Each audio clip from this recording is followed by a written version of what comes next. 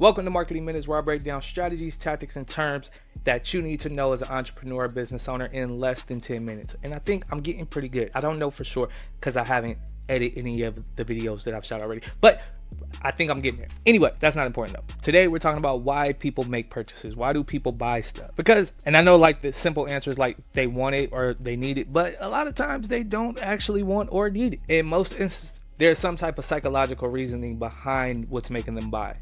If you're able to understand this, it'll allow you to understand your audience better and therefore sell smarter. That makes sense? All right, cool. So first thing first, emotional buying versus logical buying. People buy based off of emotion. People buy based off of feeling. They will justify it later with logic and say, oh, I was going to buy this anyway. Oh, I needed this anyway.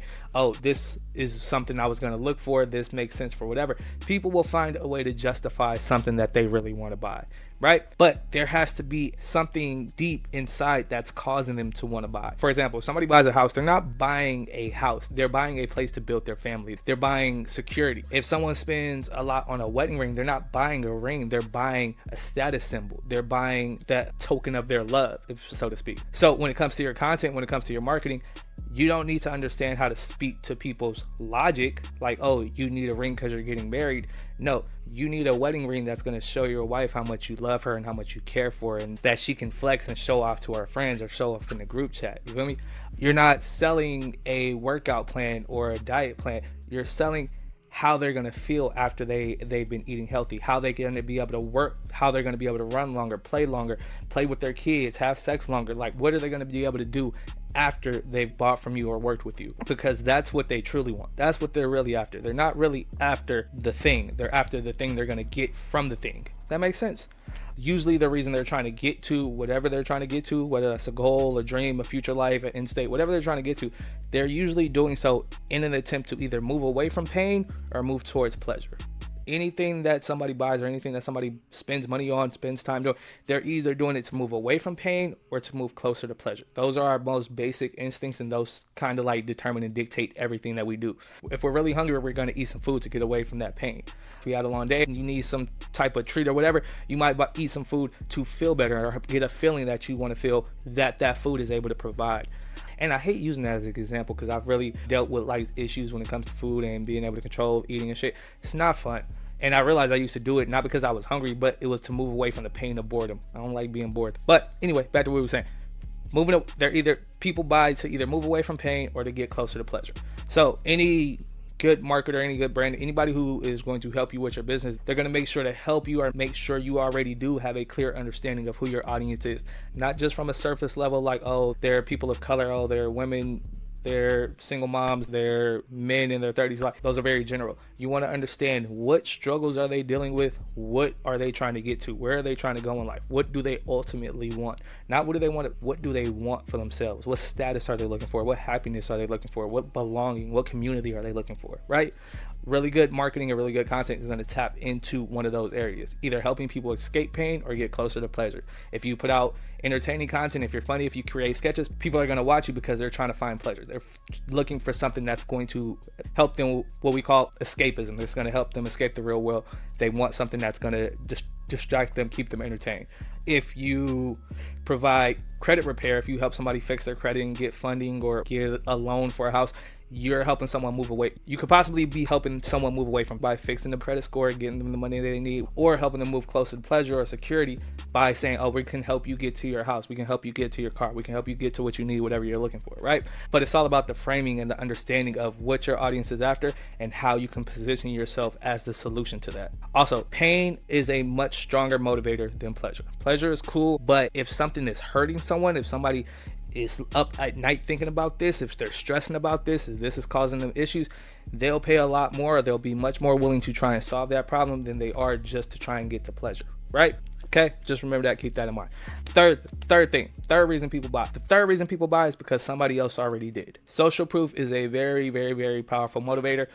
People will trust and imitate the actions of others, right? That's why reviews are so important. That's why whenever you go on Yelp, TikTok, Facebook, anywhere, you go and look at the reviews or you go look at the comments to see what people are really saying. So you might see a restaurant pop up on your For You page or on your Explore page, whatever, and it's like, oh, that looks fire. But then you go look at the comments, everybody's saying, no, it's trash. I've been there, it's worse, bad service, whatever, whatever. Or you go look at the reviews on Yelp, or you go look at the reviews on Google, say, oh, I'm going to take it to this spot. But you look at the reviews and people in there saying, nope, it's bad, they scam me, whoop-de-whoop. That's going to deter whether you thought you were going to buy from them or not, whether you were ready to spend money with them or not. If you see a review that says, nope, don't go there, you're going to have a second thought.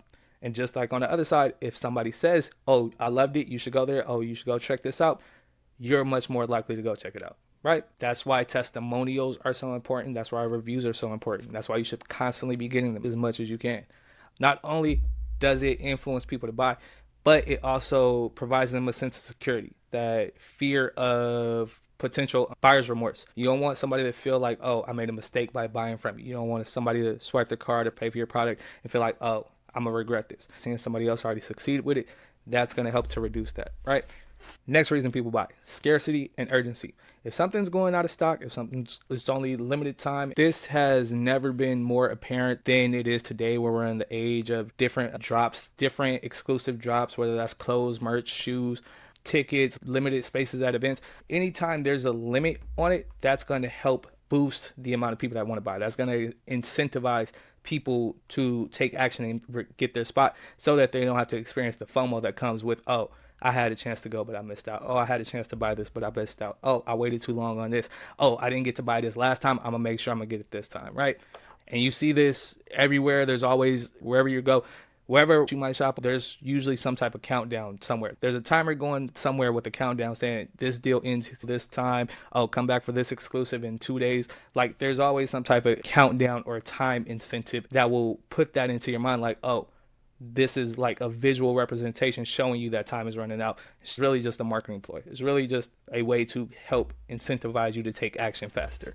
So that's something to kind of be wary of whenever you're shopping around. If you see a bunch of things saying, oh, limited time only, this is only here, they might be true. The ethical places, the ethical brands, they're going to tell you the truth, like, oh, we really only have 100 of these. But they don't tell you that they probably could have printed more. They might have more in stock, but they just not going to tell you that, because they're going to limit it to here, so that if it does sell out, then they can open it back up and sell some more. But not all the time, just something to be wary about, right? The fifth reason why people buy: authority and trust. People buy from who they like, know, and trust. People trust experts. People trust authority figures. People trust someone who can speak about a topic or guide them on something, give them advice, give them tips. People trust people who are experts in their field. And thankfully, luckily, with content, you can do this at scale just from creating content. You can literally just put out content showing that you know what you're talking about, showing that you know what you're doing. You either working on it, doing the thing that you do, or showing how your product has helped somebody, showing your product in action, why you got the product you did, why you provide the service that you do. All of that helps to just kind of build up a relationship of authority and trust with your audience, right? When you show up consistently with content, when you show your credentials, you show your results, you speak with confidence, you sound like you know what you're talking about, you can answer people's questions, you don't feel flustered or get nervous because you know, I know the answer, I know what I'm doing, I got this. That comes across in your content and your messaging. And when you can do that, it allows you to build that authoritative or trusty relationship with your audience. And the sixth reason why people buy is from reciprocity and value. When you do for others, they want to do in return for you. People don't like to be in debt. If y'all remember that scene from The Office where Dwight was handing out the bagels saying, you owe me one. That's a very psychological effect. People naturally feel inclined to return a favor. So if you hold the door open for somebody, they're going to say thank you. You can't really determine how big or how much they value that initial action or that initial value that you gave them. So your best bet is just to constantly be providing value. If you're constantly providing value, if you're constantly helping people, if you're helping people make progress, helping people make steps, giving them free guides, free resources, encouraging them, motivating them, inspiring them, they're going to start to feel indebted to you one way or another. Some people will honor this. Some people will live like this. Some people will send you referrals and send you clients because they feel so indebted to you. Some people will want to work with you. Some people want to buy your product. Some people want to share your content and make sure other people know about you. You can't determine where people are going to land on the amount of value they place on what you give them or what you provide them. And since you can't determine that, it's just best practice or best bet to constantly be providing value and constantly be helping people, so that you're basically building up goodwill and planting just different seeds all around that could potentially sprout one day. You don't know if or when they'll sprout, but if you're just constantly planting seeds, giving out value, giving out help, building up relationships, helping people, at some point that's going to return. You reap what you sow, so to speak. And everything that you put out into the world, it's going to come back to you. So if you're just constantly providing value, value is going to come back to you. Money is going to come back to you. People are going to come back to you. Relationships are going to come back to you, right? So yeah, but real quick, emotion first. Whenever you're with your marketing, with your content, emotion first, logic second. Talk to the heart, talk to the feelings, talk to what's inside. Don't talk to the surface level logical shit. Pain or pleasure. Focus on one of those and focus on helping people get away from or closer to pleasure. Use social proof to build trust. When people see other people doing something, people see other people buying something, people see other people getting good results, they want to get those results too. They don't want to feel left out. Create a sense of urgency or scarcity. Don't fake it. Don't say, oh, we're only open for the next month, and then after that you're just open like all the time. Don't lie about the scarcity or the urgency. Create a real, like, okay, I'm only doing 20 clients this quarter. So if you get in, cool. If not, you got to wait till next quarter. Might already be booked by then. Use that to build up that sense of urgency and scarcity so that you're constantly having people who are, oh, I didn't even get a chance to work with them last time. Oh, I didn't get a chance to buy last time. Oh, I want it this time. I'm going to make sure I'm going to cop this time. Build authority. Make sure you're showing up as a trusted figure, becoming an authority, becoming a person that people can rely on, people can count on, people can associate with when it comes to whatever niche you're in or whatever product or service you're selling. If you're a fitness person, make sure that you're the number one in fitness. People know your name, and when they think about fitness, they think about you. If you are the top chef, if you are the nails, eyelashes, whatever it is, you want to become synonymous with that. You want to make sure that when people think of that, they need it for an event or they're doing something, they hear somebody say something, oh, I know exactly who you should talk to. You want to be the person that they recommend, all right? And then offer value up front. One of my mentors always says, the person who's going to make the most money is going to be the person who helps the most people for free. Provide value as much as you can wherever you can, if not for nothing else, just to be someone who can provide all the value to the people. Like, approaching your business and your brand with a scarcity mindset is going to leave you so far behind. It's going to be such a hindrance on your growth and potential success in the future. All right, approach from a place from abundance. There is no such thing as giving out too much gems or too much game. Because what you end up learning in the long run, people don't pay for the understanding. They don't pay for the information. They pay for the implementation and the execution. That's what's really important. That's what people are really looking for, is like, I need this to actually happen. Yes, you can tell me all you want, but I'm still not putting it into work. I've seen your reels. I've seen your content, but I'm still not putting it into action. They pay for the action. They pay for the implementation. So don't feel like you're going to give out too many gems. Don't feel like you're going to give out everything that you know. If you feel like you're going to give out everything that you know, you probably should go study some more. You probably should learn some more. But it's okay to just be getting started. As you learn, as you continue to grow, just continue to teach, continue to provide value, continue to help. And as you do it, what you put out is going to come back to you. All right. But yeah, if you have any questions, if you want to know any more, do the things, follow, leave a comment, ask a question. You know all the stuff to do when you do these things. All right. I'll see you on the next one.